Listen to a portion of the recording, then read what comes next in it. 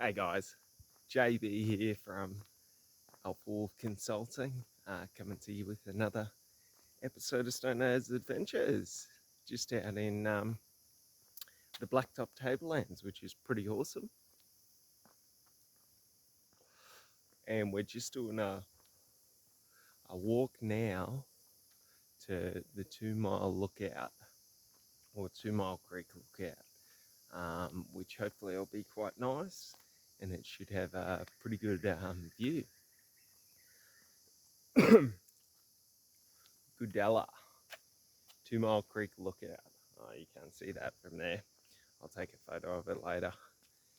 It's always, doing early morning hikes is always so fun, but it's also so terrifying because no one else has been on the track. So I always find there's like spider webs from the night before. And yeah, because it's always so beautiful in the early morning, especially, spring, winter, when it's really cold. It's it's a beautiful time. Look at that. Check out that log butt. It's like literally a meter across. That's massive.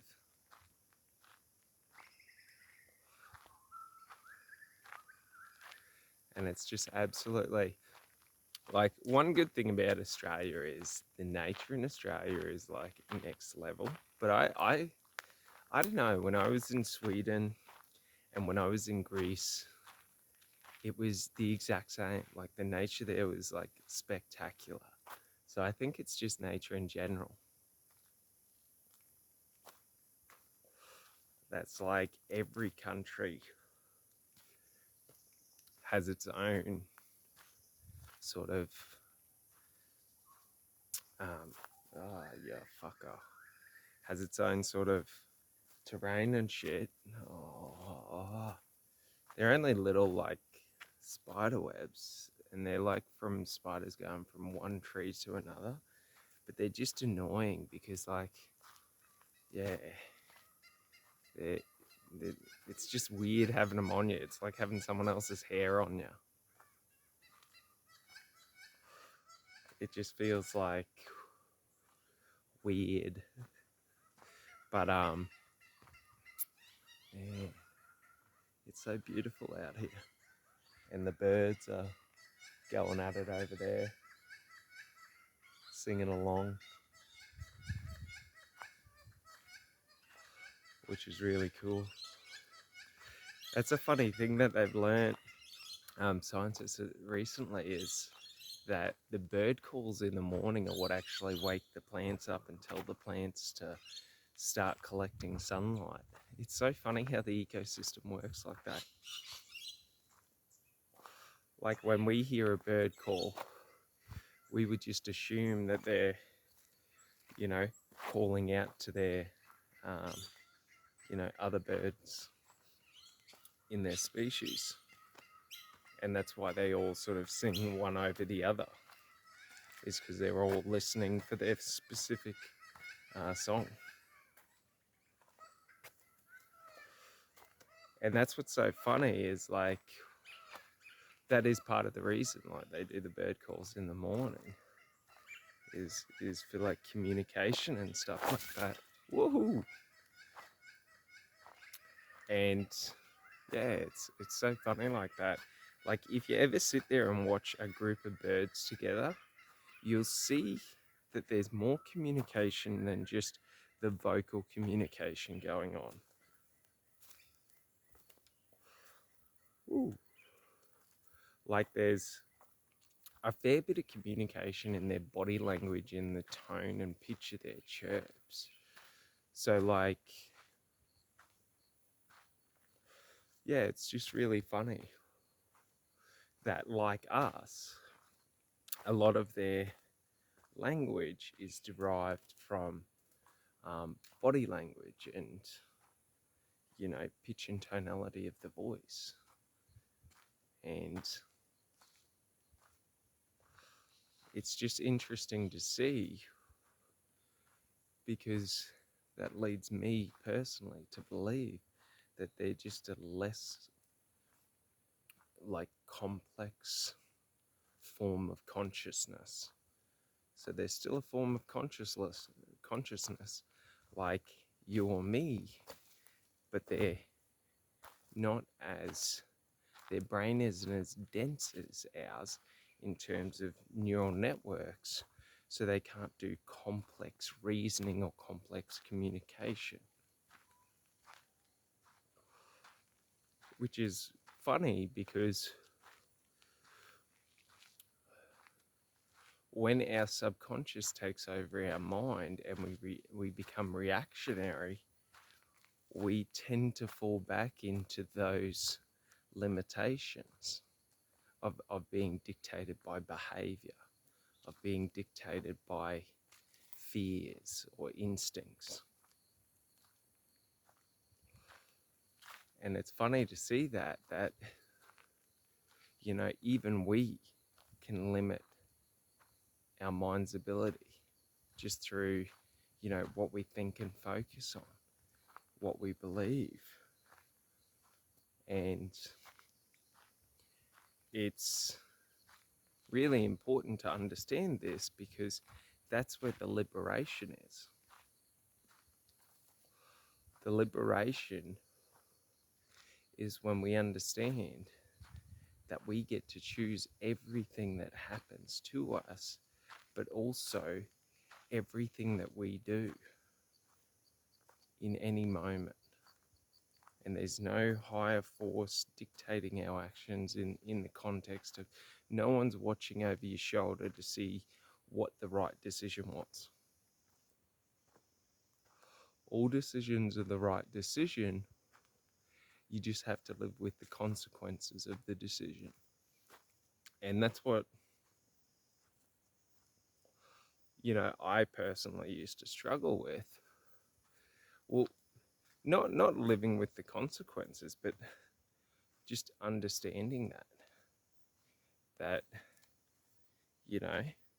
there is no right path. There's no life to live in hopes of someone telling you did a good job. There's no God in the sky that when you die is gonna, give you a laundry list of all the things you could have or should have done and you didn't do because you're a, average human, because you're a sinner. In death is the explosion of experience. In death is the celebration of your life. If anything, in death, you go through everything that you experienced throughout your life and you relive and celebrate it. The good, the bad, the ugly. It's always got to have that contrast because you need the bad to help brighten the good. If you only ever have good, good will become dull. So like in life, to be a fully fledged happy human being, we need the struggle, we need the hardship, the challenge, the failure, because it's what makes the success.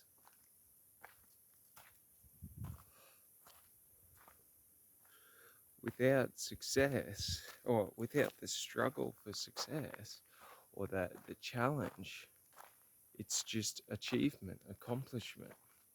It's empty.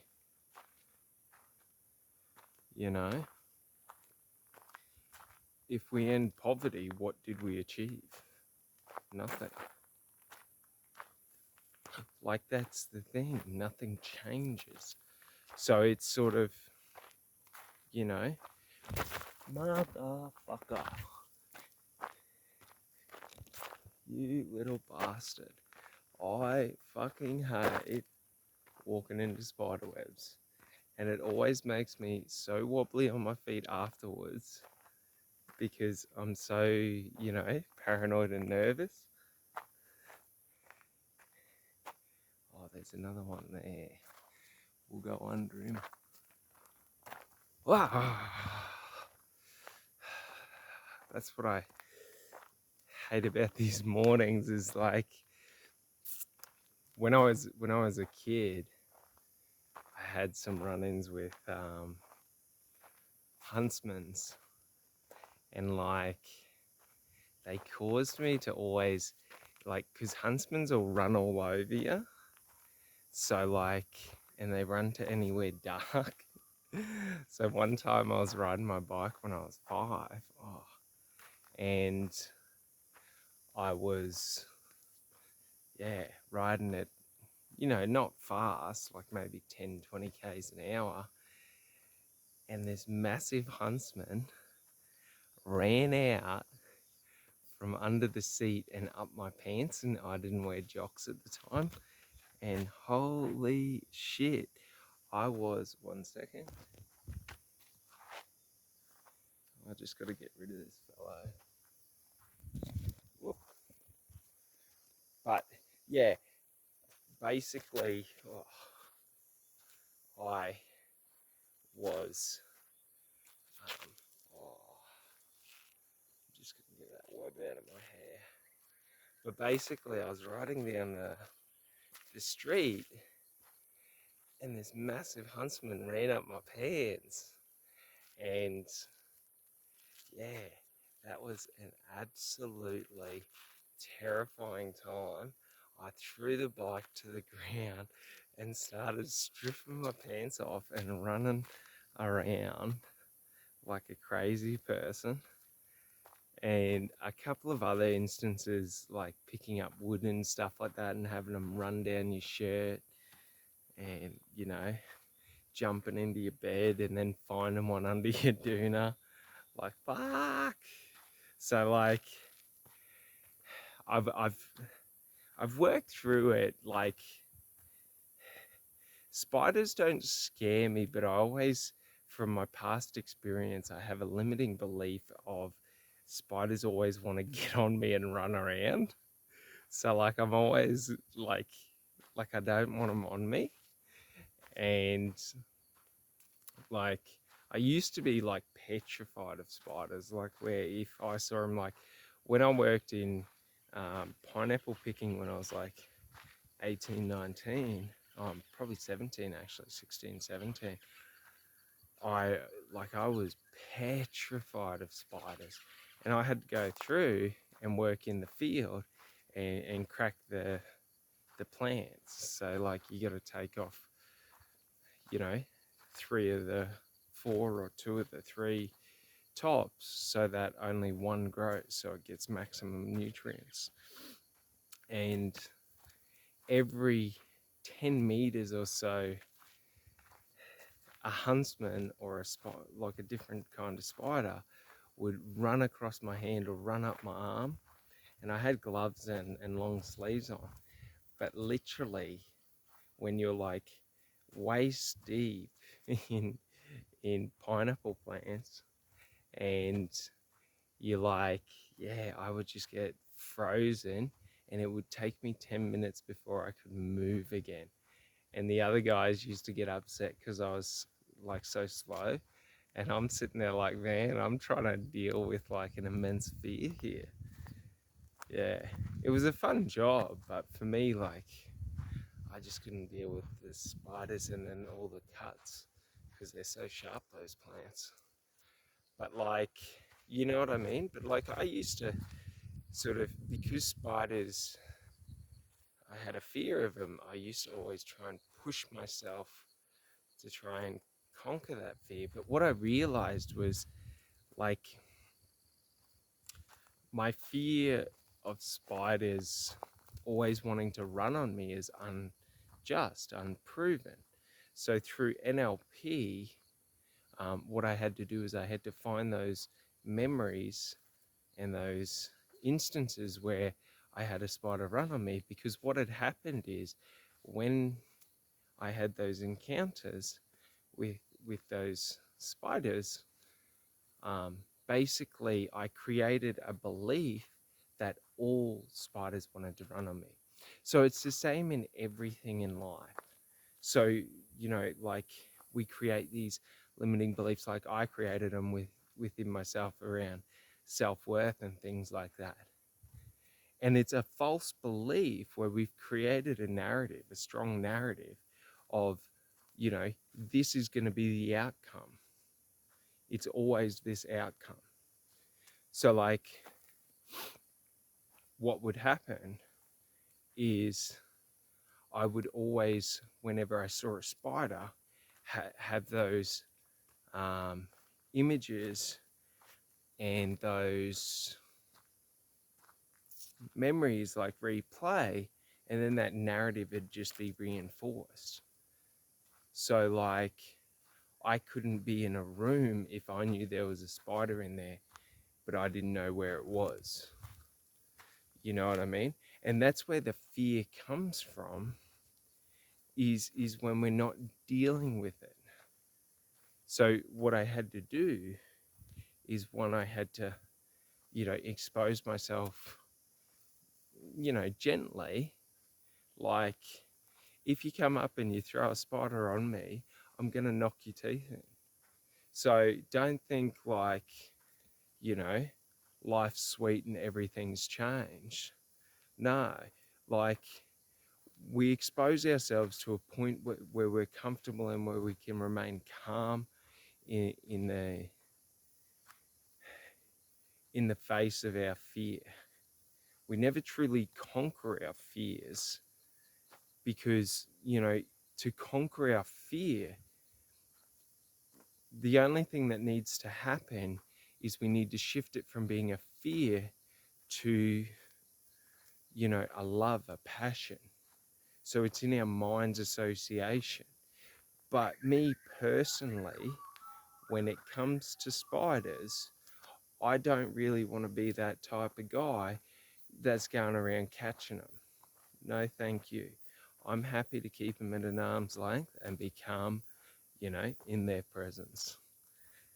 But other things, like, for example, like, I have a fear of heights. But, I've done skydiving, I've constantly pushed myself to do things. But, like, for me personally, like, my biggest fear is fucking balconies. Like, yeah, they terrify the shit out of me, because you never know, like, what's happening structurally in that building, on the apartment you're in. Like, the guy putting the railing on, was he happy in his job? Like, was he happy? I've worked in, a fair bit in construction, and disgruntled construction workers don't give a fuck. So, like, yeah, a lot of people go there and they'll put their weight on the balcony railing, and I just sit there and think, mate, 1,000 times, 999 out of 1,000 times, you're sweet. But it's that 1%, and that would just fucking suck if you went to put your weight on the railing and, it just gave way, because then all your momentum is moving forward, and forward is the ground. But, like, for example, when I'm in high places, I get the urge to jump, because I really think it would be exciting and fun. Like, I used to want to do base jumping and wingsuit jumping, but yeah, it's just too sketchy trying to get the skill. Just basically just parachuting. Like, when you're skydiving, like, the sketchiest time is on the landing. Not the landing, but the takeoff, because that's when the majority of the fatal accidents happen. Is 30 to 40 seconds after takeoff, where there's a critical engine failure and you're high enough that, the weight of the plane is going to crush itself. And yeah, it's just, it's funny like that, because for me, like, my logical side of my brain always kicks in. And, like, if I wanted to, I could. Like, I've been skydiving and it's super fun. It's not scary. I compare it to being in the ocean on a very clear day and snorkeling. When you're at the top of the water and you put your goggles on and you look down and it's just so awe-inspiringly large. That's the image you get when you jump out of the plane. It's not scary because it's just, you can't comprehend it. Like, you can't, like, it's just, like, even if your parachute doesn't open at like 1,400 feet, that's a couple of minutes you've got before you're gonna hit the ground. Like we can't comprehend that distance. Like, when we think about a fall, we think about, like, what we comprehend is like 1 to 2 stories, in the meters. And yeah, when we're that high up, for me personally, I get terrified at heights. And it all comes from, like, the heights comes from falling out of a tree when I was younger. Because before that, I used to climb everything. And then one day I fell out of a tree. I only think I was on one of the low branches, but it sort of, like, it shocked me. And then I sort of just stopped climbing before that. Woo! These little pebbles are so fun. But it's like, yeah, sometimes you don't expect them and they just roll with your foot. But yeah, the funny thing with the climbing is that, like, and I know the instance because the year before I'd taken a camping trip, like a school camp, to a high ropes course. And then the year after I went back there with the school. And the year prior, I absolutely loved it. And I had so much fun. And I was absolutely in love with, like, going to all the highest places and stuff like that. Like, I was a nimble little goat. And the year after, oh mate, you would have thought I was a sailor with how much I was swearing. Like, I went to do the abseiling and I fell upside down. And they said, just keep going, just keep going. I said, you fucking get me the fuck back up here. I don't want to fucking go down, you motherfuckers. Don't you fucking dare make me go down. And this is when I was like 11 or 12. Yeah. Yeah. I don't really appreciate people that don't listen to me when I'm in a mode of panic. I tend to become highly aggressive and just start yelling.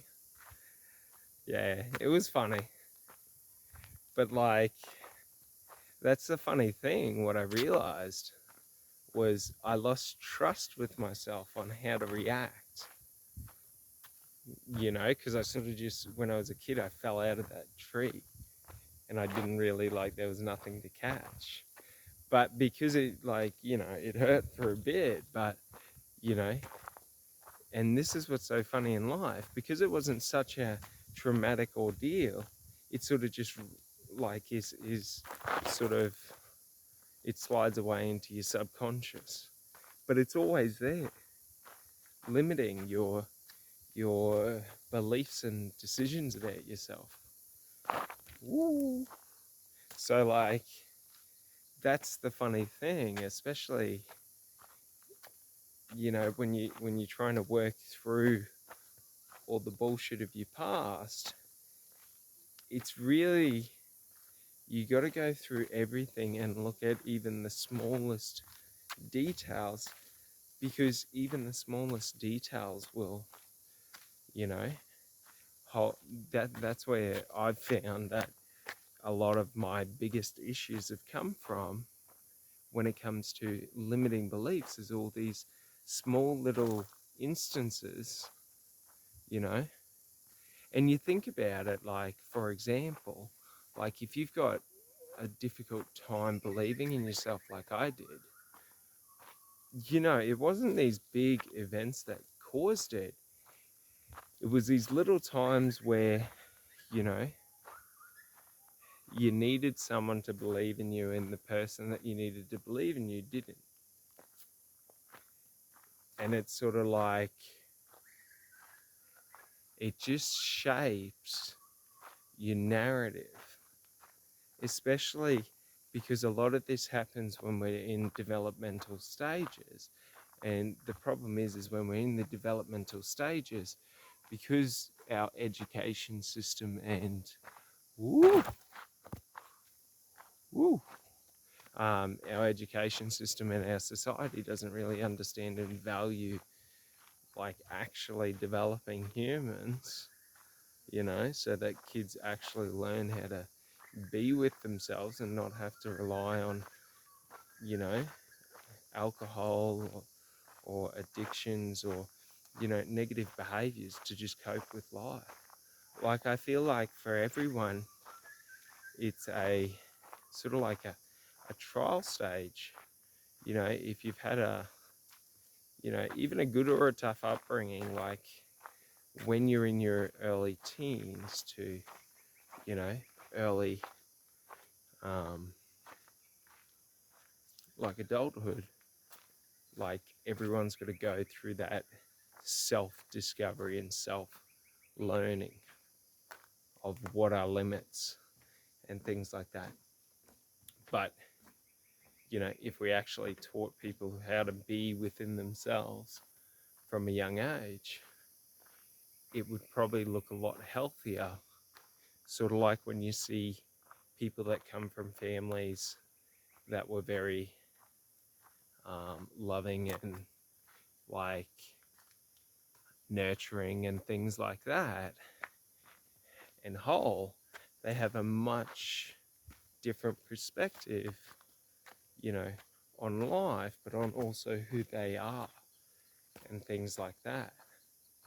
And it's so funny that a lot of the negative aspects of society come from either, you know, missing parents or abusive parents, like, you know, or not even abusive parents, but abusive people, like abusive upbringings.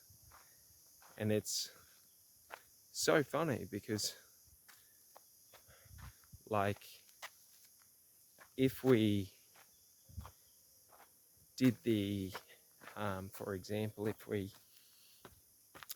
remedied that problem, like in education and, you know, society and, you know, the media and shit like that and movies, how much more positive of an impact that would have than this bullshit of everyone trying to be the top dog. Like, I don't know. It's just, yeah, it's funny, but there's so many people out there that do like try and promote all the good in society. You know, they try and promote, you know, and move forward positive agendas that influence people.